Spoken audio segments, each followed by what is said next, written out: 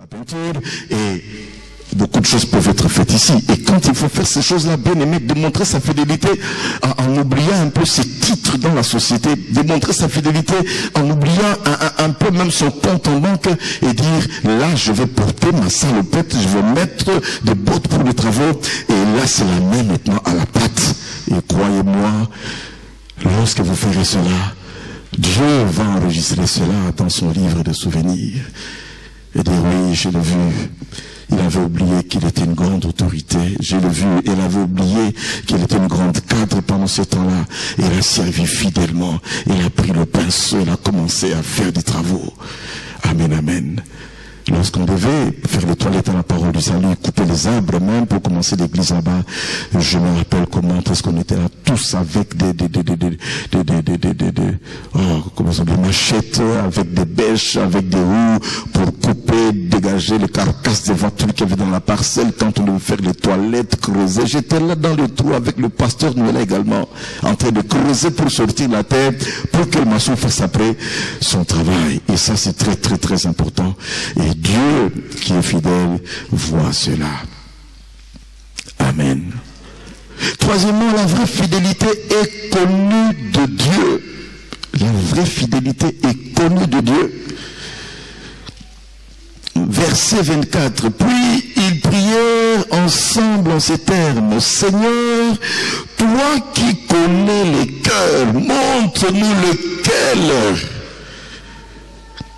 de ces deux. Parce qu'il y avait finalement Joseph et Matthias. Il ne fallait pas y mettre des sentiments. Et Dieu seul qui connaît les cœurs savait exactement maintenant qui va être cet apôtre. Cette personne qui va devenir apôtre. Je veux d'abord une petite parenthèse pour dire que dans Acte 6, on avait choisi des diacres. Mais quand on a choisi des diacres, Matthias était là, mais Matthias n'a pas été choisi comme diacre. Amen, amen. Il est question de choisir maintenant celui qui va remplacer Judas. On n'a pas dit prenons maintenant parmi ceux qui étaient des diacres. Dieu est Dieu. Il élève qui il veut, comme il veut et quand il veut. N'as-tu jamais vu une personne qui est engagée dans une société? Il y a quelqu'un qui était chef de bureau pendant longtemps. Et alors qu'on a besoin d'engager un chef de service, on prend quelqu'un de dehors et puis bon, on le met chef de service, mais le chef de bureau reste toujours sur ce poste. Comme pour dire qu'il faut seulement faire confiance au Seigneur, mais surtout être fidèle. Il y a aussi des situations où, pour mettre un chef de service, ils vont se dire, écoute, il y a des gens qui sont là, et tel a été très fidèle. Il s'est bien appliqué, il mérite l'élévation. Et souvent, lorsqu'il n'y a pas une élévation directe, qu'on a pris quelqu'un de dehors dans une société, ça démontre que ceux qui pouvaient aspirer à ce poste-là ne pouvaient pas arriver à remplir les critères pour assumer ce poste-là. On n'a pas pris un diacre. Nous choisissons parmi ceux qui ont été fidèles depuis le commencement. Ceux qui ont été avec nous tout le temps. Ils prièrent ensemble dans ce terme, Seigneur, toi qui connais les cœurs. 1 Samuel chapitre 16, je crois à partir du verset 7, verset 7c, il est dit, l'Éternel ne regarde pas à ceux qui frappent les yeux, l'Éternel regarde au cœur. Cela veut dire que même lorsqu'on a été d'une fidélité active, Dieu connaît ton cœur.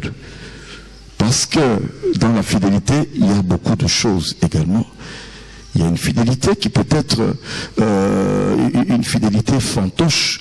On est présent, très fidèle, faisant beaucoup de choses, mais sorcier, mais occulte, mais impudique, mais on est comme un infiltré, on est un voleur. Comme Judas qui était là, apôtre, bien-aimé, mais Judas, c'était un voleur, un infiltré. Il y a malheureusement également ce qu'on appelle une fidélité mascarade pour se faire apprécier. On est là très très fidèle, on fait tout. Mais pour qu'on puisse tout simplement t'apprécier, la motivation n'est pas bonne devant Dieu. Ce cœur-là ne vaut pas la peine d'une élévation. Une fidélité qui est également une fidélité intéressée. On s'attend à une rétribution. On s'attend à une élévation.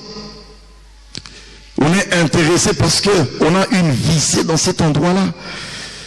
C'est parce qu'on veut attraper telle fille, alors pour mieux l'approcher, il faut faire semblant d'être là, très fidèle à toutes les réunions de l'église. Fidélité intéressée. Une fidélité passive, ça j'en ai parlé également. Une fidélité peut être approuvée des hommes, mais pas forcément approuvée de Dieu. Mais cependant, si une fidélité est approuvée de Dieu, ça finira par être approuvé des hommes. Amen. C'est pour cela la chose la plus importante, bien aimé, c'est cette relation avec Dieu. C'est cette fidélité où tu te dis que je ne suis pas en train de servir et je suis en train de servir Dieu. Je ne suis pas en train de faire ces choses pour le pasteur Noëlla et son comité.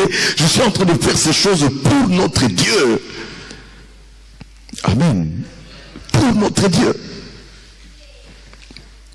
Pas pour me faire apprécier, mais pour notre Dieu. Pour que cette œuvre aille de l'avant tout simplement. Parce qu'après tout, nous passerons. Mais il faut que l'œuvre demeure. Et c'est moi, ma philosophie de travail. Que les choses soient là de sorte que...